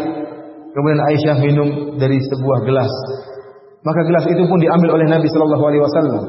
Kemudian Nabi minum dari bekas bibirnya Aisyah. Rasulullah SAW tidak asal minum sembarang, tidak, tapi dilihat mana bekasnya bibir Aisyah, maka diminum dari bekas bibir tersebut. Ini diperhatikan oleh Aisyah. Perkara sepele ini mungkin sepele bagi kita, tapi bagi Aisyah pun tidak sepele. Menunjukkan perhatian Nabi kepada dia, bahkan dia minum dari bekas bibirnya siapa? Aisyah. Ini diingat oleh Aisyah sehingga Aisyah meriwayatkan hadis tersebut. Lihat suamiku perhatian. Makanya antum juga harusnya demikian. Kalau ada bekas istri antum minum dari bekas istri antum. Kalau istri antum makan apel misalnya kerak, antum bilang sini bu, saya makan sisanya. Antum makan dari bekas gigitan istri antum. Masya Allah, indah seperti itu. Tapi kalau antum, bau bu, kok ada warna kuning sini bu? Terakhir sikat gigi jam berapa bu? Nah, ini bahkan disebutkan oleh Aisyah tatkala makan ya tata'arraq bil ard, Aisyah makan. Jadi kalau ada kambing sudah dimakan dagingnya, tapi masih ada daging yang lengket di tulang, diangkat oleh Aisyah, dimakan, dibersihkan. Rasulullah SAW mengambil tulang tersebut, menjilat dari yang dibekas jilatan oleh siapa? Aisyah radhiyallahu taala anha. Di antara kemesraan Nabi sallallahu alaihi wasallam kepada Aisyah, ya, Rasulullah sallallahu alaihi wasallam mandi bareng bersama Aisyah radhiyallahu taala anha. Kata Aisyah radhiyallahu taala anha, "Kuntu aktasilu ana wa Nabi sallallahu alaihi wasallam ina'in wahidin, kilana junubun fayubadiruni hatta aqula lahu da'li. Aku mandi bareng bersama Nabi dan kami berdua dalam keadaan junub. Kemudian Rasulullah SAW melombaiku mengambil air sampai aku berkata, sisakan air buatku. Dalam riwayat yang lain kata Nabi SAW, da'ili. Rasulullah yang mengatakan, wahai Aisyah, sisakan air buatku. Oleh karena di antara sunnah yang ditinggalkan adalah mandi bareng. Kalau antum mandi bareng bersama istri antum, ini sunnah Nabi SAW.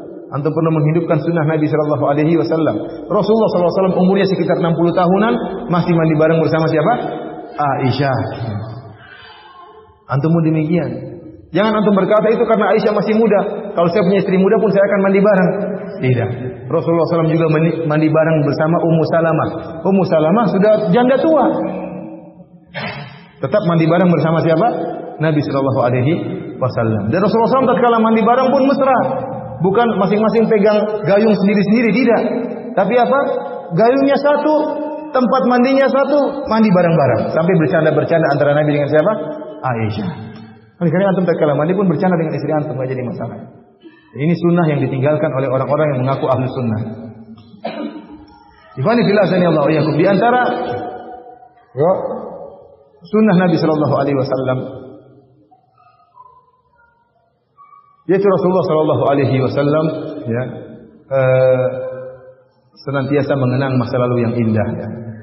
Rasulullah sallallahu alaihi wasallam satu saat kata Aisyah radhiyallahu taala anha, kuntu ma'an Nabi sallallahu alaihi wasallam fi ba'dhi asfarihi. Suatu saat aku bersama Nabi sallallahu alaihi wasallam dalam satu safar. Tiba-tiba Nabi berkata kepada para sahabat, taqaddamu. Jadi yang safar Nabi, Aisyah dan para sahabat. Kata Nabi, taqaddamu, wahai para sahabat, kalian jalan dahulu. Maka mereka pun jalan lebih dahulu. Setelah para sahabat jalan, sudah jauh dari pandangan Nabi dan Aisyah, maka Rasulullah SAW mengatakan, ta'ali usabikuki. Wahai Aisyah, mari kita lomba lari. Subhanallah. Nabi mengajak istrinya apa? Lomba lari. Kenapa ngajak lomba lari? Bukan untuk tunjukkan kekuatan. Buat apa lomba lari menunjukkan kekuatan? Tapi untuk menunjukkan rasa cinta, bercanda. Maka larilah Aisyah dengan Nabi SAW. Kata Aisyah, wa ana jariyatun la ahmilul laham walam abdun, dan aku adalah seorang gadis kecil, aku tidak gemuk. Sementara Nabi sudah umur 60-an. Begitu lomba lari, yang menang siapa? Aisyah. Karena apa? Kurus. Rasulullah SAW kalah. Antum pun demikian, harusnya ngajak istri lomba lari suatu saat. Ini kemesraan. Jangan ajak lomba makan sama istri. Lomba lari sama istri. Nabi SAW lomba lari sama istri. Luar biasa. Akhirnya Rasulullah SAW kalah lomba. Berlalulah hari, berlalulah bulan, berlalulah tahun. Rasulullah SAW nunggu kapan Aisyah gemuk baru saya ngajak lomba lari lagi. Rasulullah SAW mau balas dendam. Ternyata benar, setelah Aisyah gemuk, itu tidak mungkin berbulan-bulan, mungkin bertahun-tahun. Sehingga Aisyah tidak kuat lagi lari. Setelah Aisyah gemuk, satu saat mereka bersafar lagi. Tatkala Aisyah sudah gemuk, Rasulullah SAW mengambil kesempatan. Rasulullah SAW mengatakan kepada para sahabat, taqaddamu, kalian jalan di luar. Fataqaddamu, maka mereka pun jalan di luar. Begitu para sahabat sudah jauh, kata Nabi SAW, ta'ali usabiquki, mari kita lomba lari lagi. Ternyata Aisyah sudah gemuk, kalah dia dari Rasulullah SAW. Rasulullah SAW mengatakan, hadhihi bitilka sabqah, ini untuk bayaran terhadap kekalahanku yang dahulu. Subhanallah. Rasulullah ingat masa lalu yang indah. Lomba lari itu indah.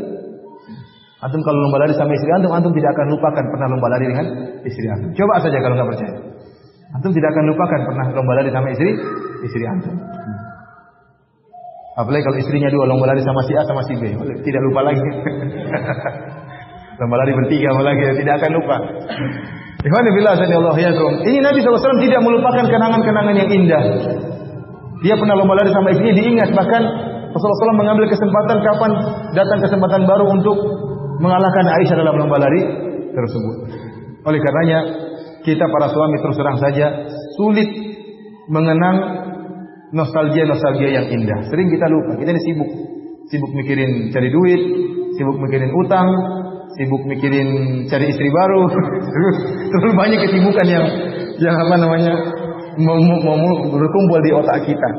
Sehingga terkadang istri kita bilang, suamiku, ingatkah kita waktu kita di Sumbawa, waktu di pinggir pantai, kita lupa. Kapan itu? Emang kamu pergi ngajak saya, kadang lupa kan? Lupa selama istri kita lagi pengen nostalgia kita lupa. Ini sering seperti itu. Ingat nggak kamu waktu di sini? Saya saja sering lupa. Istri saya bilang, kamu masih ingat nggak waktu di sini, waktu dulu di sini? Aduh, kapan ya? Saya nggak ingat. Saya mau ikut nyambung, tapi kalau ikut nyambung nanti keliru kan repot. Pura-pura, oh iya, terus gimana? Repot ini. Mending dari awal saya bilang saya lupa. Ingat aja. Tapi istri, bagi wanita itu perkara yang indah. Dia tidak akan lupa perkara tersebut. Oleh karena tatkala antum ngobrol sama istri antum, mengenang masa lalu yang indah, ini sangat luar biasa. Dan Nabi tidak melupakan perkara-perkara yang indah. Kemudian di antara romantisnya Nabi SAW disebut dalam hadis, tatkala Sofia ingin naik di atas onta, maka Rasulullah SAW pun menegakkan kakinya sehingga pahanya diinjak oleh siapa? Sofia untuk naik di atas onta. Ini dilihat oleh para sahabat. Tawaduknya Nabi terhadap istrinya. Diletakkan, dia tidak suruh Sofia naik di atas tangga yang ada di pelana untuk naik sendiri, tidak. Rasulullah SAW menegakkan apa? Kakinya agar pahanya diinjak oleh Sofia untuk naik di atas onta. Antum demikian sama istri lemah lembut. Kalau masuk ke mobil, bukakan pintunya, silakan Bu, silakan sayangku. Ya. Kalau naik taksi pun demikian, antum bukakan pintu buat istri, antum tutupkan lalu antum naik. Ini namanya kasih sayang. Bukan antum datang, Bu, lewat sana, Bu, lewat sana.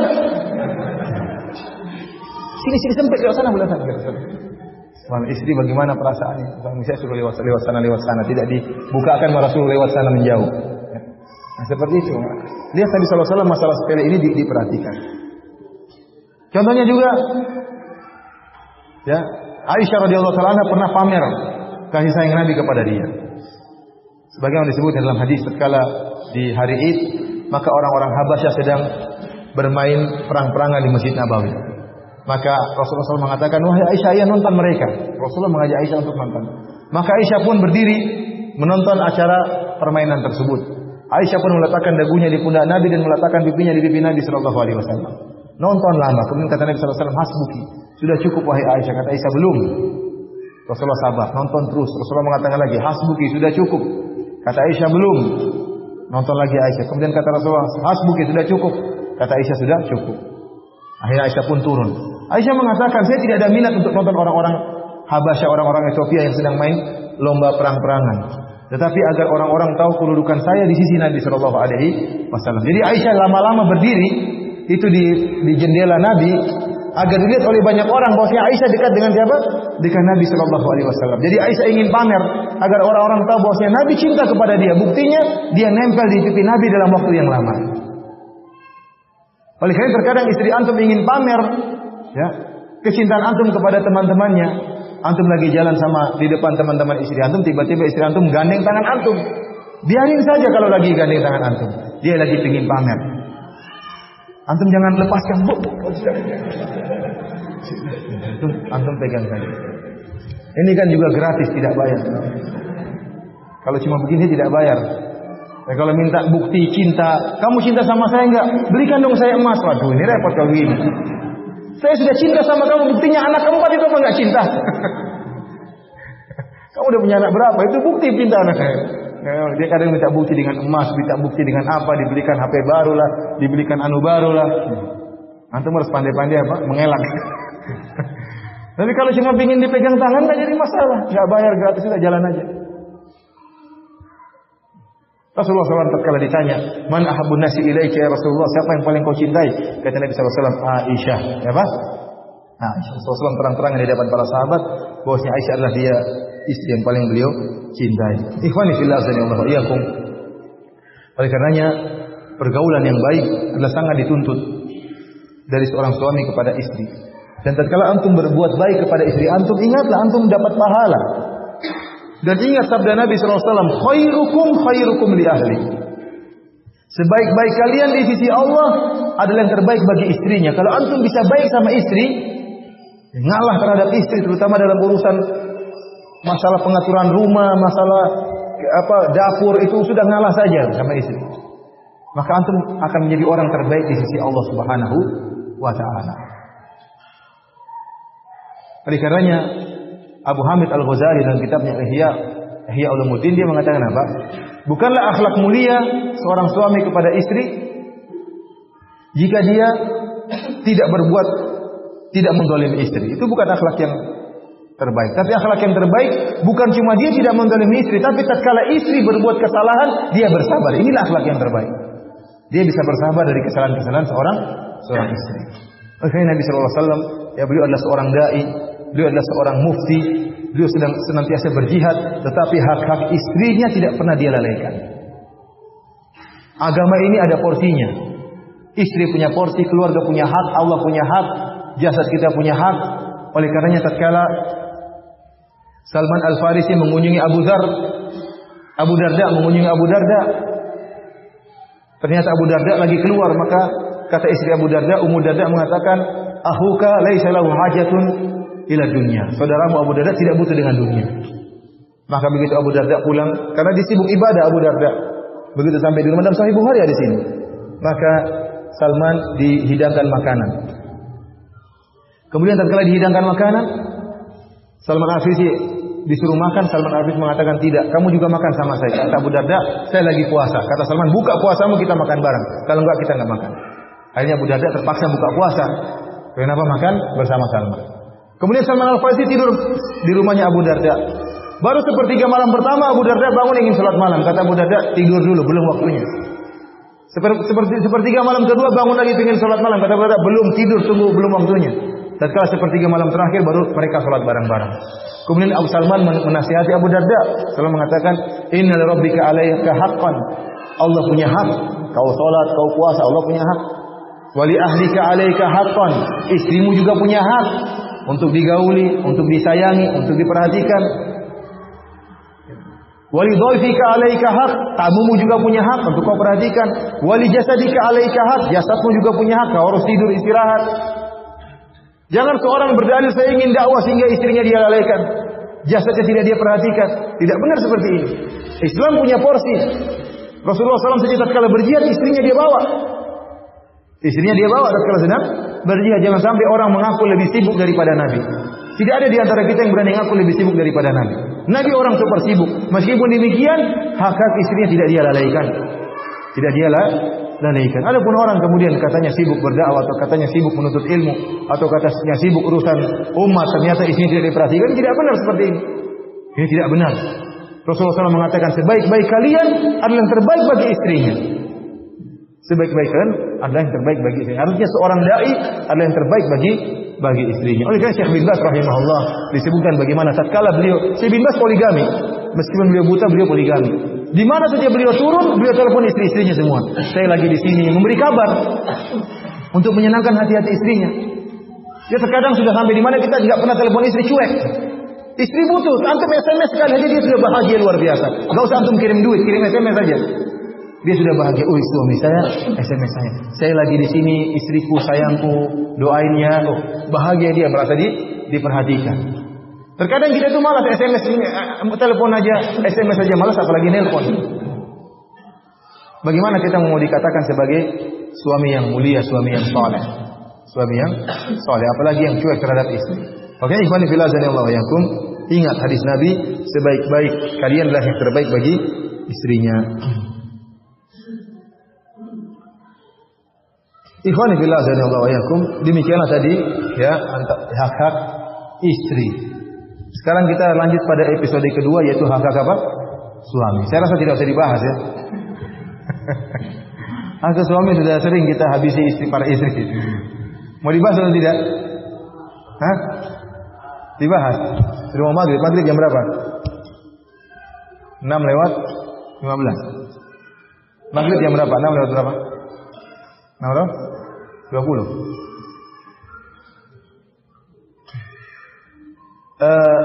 Adapun hak suami, maka kita bahwasanya hak suami adalah min a'zamil huquq, merupakan hak yang sangat besar. Dan terlalu banyak hadis yang menyatakan akan demikian. Oleh karena sampai-sampai Nabi sallallahu alaihi wasallam bersabda, "Lau kuntu amiran ahadan an yasjuda li ghairillah, la amartul mar'ata an tasjuda li zawjiha." Kalau saya boleh memerintahkan seorang sujud kepada selain Allah, maka saya akan perintahkan wanita sujud kepada suaminya. Allah Subhanahu wa taala juga berfirman, walahunna mithlu alladhi 'alaihinna bil ma'ruf walirrijali 'alaihinna darajah. Kata Allah Subhanahu wa taala, para wanita punya hak sebagaimana para lelaki punya hak. Akan tapi kata Allah, walirrijali 'alaihinna darajah. Akan tapi para lelaki lebih tinggi derajatnya daripada para wanita. Artinya apa? Meskipun wanita punya hak, lelaki juga punya hak, tetapi hak lelaki lebih tinggi daripada haknya para wanita. Sampai-sampai ya Allah Subhanahu wa taala atau para ulama menjelaskan, jika seorang wanita sudah menikah, maka dia harus lebih patuh kepada suaminya daripada kepada kedua orang tuanya. Terutama dalam hal-hal yang berkaitan dengan rumah tangga. Contohnya misalnya suaminya mengatakan kita harus pindah kota, bapaknya mengatakan tidak boleh. Maka dia harus patuh kepada siapa? Patuh kepada suaminya, bukan kepada ayahnya. Karena ini berkaitan dengan rumah tangga. Maka dia harus lebih patuh kepada suaminya.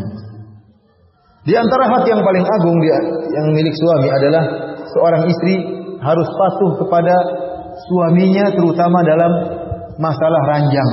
Dia harus bersedia melayani suaminya ya kapan saja dan di mana saja, enggak, kapan saja dan di tempat-tempat yang memungkinkan. Kalau tidak memungkinkan maka tidak boleh. Ikhwani fillah jazallahu khairan. Rasulullah SAW menjelaskan bahwasanya di antara maqasiduz zawaj, di antara tujuan pernikahan menundukkan pandangan. Kata Nabi SAW, ya ma'syaras syabab, man istata'a minkumul ba'a falyatazawwaj. Wahai para wanita, barang siapa yang wahai para pemuda, barang siapa yang di antara kalian mampu untuk menikah, maka menikahlah. Fa innahu aghaddu lil basar wa ahsanu lil farj. Karena menikah lebih menundukkan pandangan, lebih menjaga kemaluan. Oleh karenanya perlu kerjasama yang indah antara suami dan istri dalam mewujudkan salah satu tujuan pernikahan ini. Bagaimana bisa kedua-duanya menundukkan pandangan dan bagaimana bisa kedua-duanya menjaga kemaluannya. Di antara perkara yang sangat penting yang ditekankan oleh Nabi SAW, masalah mengenai ranjang, masalah jima. Dalam satu hadis Rasulullah SAW bersabda, "Idza da'a ar-rajulu imra'atahu ila firashihi fa'abat fabata ghadban 'alaiha la'anatha al-mala'ikatu hatta tusbih." Rawahul Bukhari wa Muslim. Kata Nabi SAW, jika seorang lelaki mengajak istrinya untuk berhubungan keranjang di malam hari, kemudian istrinya enggak mau tanpa alasan, fabata ghadban, maka suaminya tidur dalam keadaan marah-marah. Kenapa dia punya hasrat tidak terpenuhi? Bantal tidak bermanfaat, guling tidak bermanfaat. Maka apa yang terjadi? Kata Nabi SAW, la'anathal malaikatu hatta tusbih. Allah melaknat wanita ini sampai pagi hari. Dan sering saya katakan kepada para akhwat bahwasanya masalah hasrat adalah kebutuhan yang tidak menerima penundaan. Seorang suami kalau lapar masih bisa ditunda makannya, tapi kalau sudah berhasrat tidak menerima penundaan, harus segera. Bahkan dalam satu hadis kata Nabi SAW, wa in kanat 'alal qatab, meskipun sang istri sudah ada di atas pelananya. Jadi istrinya sudah naik di atas onta, tiba-tiba ingin safar, suaminya bilang jangan dulu safar, tunggu dulu, turun dulu. Maka harus taat. Istrinya sudah mau naik mobil, sudah panggil taksi, taksi suruh pulang dulu, tunggu nanti. Gampang bisa dipanggil lagi. Tidak menerima penundaan. Dalam hadis yang lain kata Nabi sallallahu alaihi wasallam, "Wa in kanat ala tanur", meskipun sang istri sedang di dapur bakar roti. Sampai ulama mengatakan meskipun sang istri biarkan rotinya hangus tidak jadi masalah. Dia harus segera memenuhi panggilan suaminya karena tidak menerima penundaan panggilan tersebut. Ini panggilan jihad. Tidak menerima penundaan. Kata para ulama, bahkan meskipun rotinya hangus, memang ini mubazir dosa, tetapi ada masalah yang lebih besar. Saya para ulama menyebutkan demikian.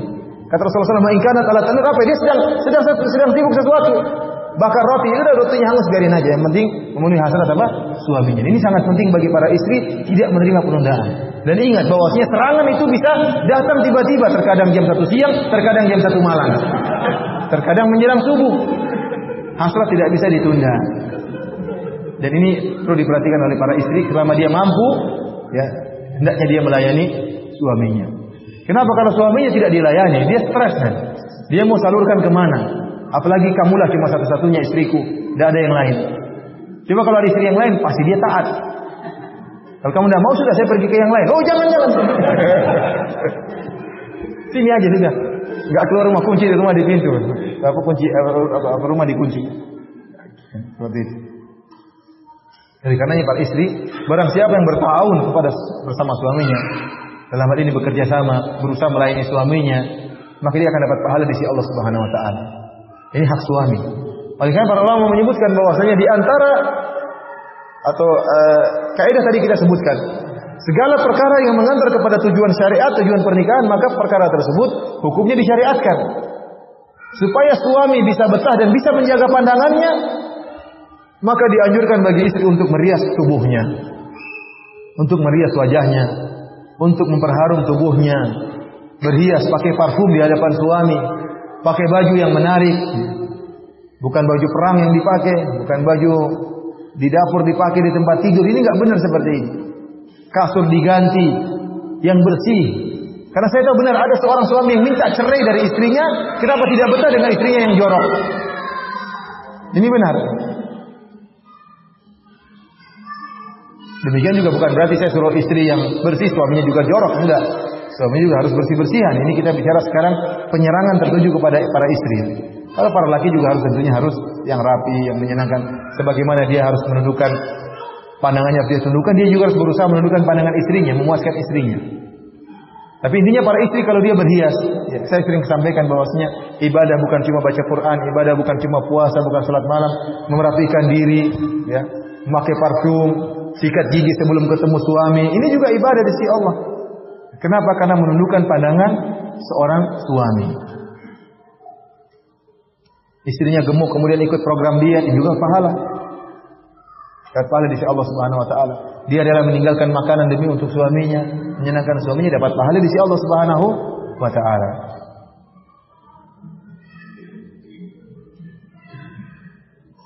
Kemudian di antara hak suami adalah seorang istri tidak boleh memasukkan dalam rumahnya siapapun yang tidak disukai oleh suaminya. Contohnya suaminya jengkel sama Ummu Fulana. Istrinya punya teman, sahabat namanya Ummu Fulana. Tapi suaminya jengkel sama Ummu Fulana. Mungkin suka gibah, suka merumpi, suka. Kata suaminya, kamu jangan masukin Ummu Fulana dalam rumah. Saya tidak mau terima dia. Maka istrinya harus taat. Harus taat. Kalau Ummu Fulana ketuk pintu, Assalamualaikum, nggak usah dijawab. Kenapa? Karena taat kepada siapa? Suami. Ya. Dalam hal ini adalah hak suami. Kemudian di antara izin atau hak suami, seorang istri tidak keluar dari rumah kecuali dengan izin apa? Izin suami. Ini perkara yang sangat penting juga. Seorang istri jangan sampai keluar rumah tanpa harus beritahu suami, karena suami tiba-tiba mungkin pulang ke rumah tidak dapat istriku lagi di mana? Dia jengkel, dia ingin dilayani. Ingin disediakan makanan misalnya, atau ingin dilepaskan kaos kakinya, atau ingin dipijit misalnya, atau istrinya tidak ada. Maka hendaknya seorang istri tatkala ingin keluar rumah minta izin kepada suami. Bahkan meskipun suami sedang bersafar. Di antara indahnya akhlak seorang istri, meskipun suaminya sedang jauh, tatkala dia ingin keluar rumah dia SMS. Suamiku, saya ingin pergi ke rumah Ummu Fulana. boleh atau tidak, atau dia telepon. Suami tatkala mendapat SMS dari istrinya minta izin, dia merasa bahagia, istri saya menghargai saya. Meskipun saya jauh, dia soleha, tetap minta izin kepada saya. Dan ini yang dicari oleh suami. Suami sangat senang kalau dia dihormati. Suami sangat cinta kepada istrinya kalau istrinya menunjukkan kepatuhan kepada suami. Tapi kalau istrinya pembangkang, suka marah-marah, ya, kemudian tidak taat kepada suaminya, maka ini membuat suaminya jengkel kepada istrinya. Di antara hak suami adalah seorang istri tidak boleh berpuasa sunnah kecuali dengan izin apa? Izin suaminya. Ini menguatkan hak yang pertama. Kenapa? Karena tadi saya katakan suami terkadang punya hasrat. Begitu dia ingin berhasrat dengan istri mengatakan, maaf suamiku saya lagi puasa. Tidak boleh. Kalau lagi harus segera berbuka. Harus berbuka saat itu. Kenapa? Karena melayani suami lebih utama. Puasa sunnah bisa ditunda pada hari yang lain, tetapi melayani hasrat suami tidak menerima penundaan. Sebagaimana kita sepakati tadi ya. Ikhwani fillah Allah, ini sekedar yang bisa saya sampaikan.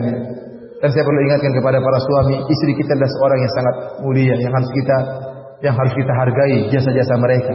Antum bayangkan kalau antum punya pembantu seperti istri antum, tugas siap merawat anak, siap melayani antum kapan saja, membersihkan rumah antum, kemudian memasakkan buat antum, kemudian mencuci pakaian antum, ya, mencuci piring-piring yang ada di rumah, merawat anak antum. Berapa kita mau gaji pembantu seperti ini? Makanya antum jangan, kan itu sudah tugasmu. Saya kan cari duit kamu. Jadi dia capek di rumah juga, punya rasa letih. Oleh karena kalau istri terkadang punya halangan, maka antum jangan paksa. Istriku layani saya, harus suamiku saya lagi letih sekali. Harus sekarang, tidak boleh. Ini jangan, dia lagi sakit, jangan dipaksa. Ya. Bisa ditunda besok pagi. Kalau memang istri dalam keadaan apa? Berhalangan. Oleh karenanya kita harus juga mengerti kondisi istri. Terkadang istri kita misalnya minta bantuan kita, ya, untuk mengurus anak-anak sesekali. Tidak mengapa kalau sesekali. Karena kita tahu terkadang istri kita sangat letih dan sangat apa? Lemah. Kita harus menghargai dan juga mengerti dengan kondisi istri-istri kita. Intinya ikhwani fillah wa fiddin azanillahu wa iyyakum, semoga masing-masing kita mengerti akan kewajiban-kewajibannya dan semoga masing-masing kita mengerti akan hak-hak pasangannya. Kita berusaha untuk menunaikan kewajiban kita dan menunaikan hak-hak pasangan kita. Karena ini adalah pertanggungjawaban yang akan ditanya oleh Allah Subhanahu wa taala pada hari kiamat kelak.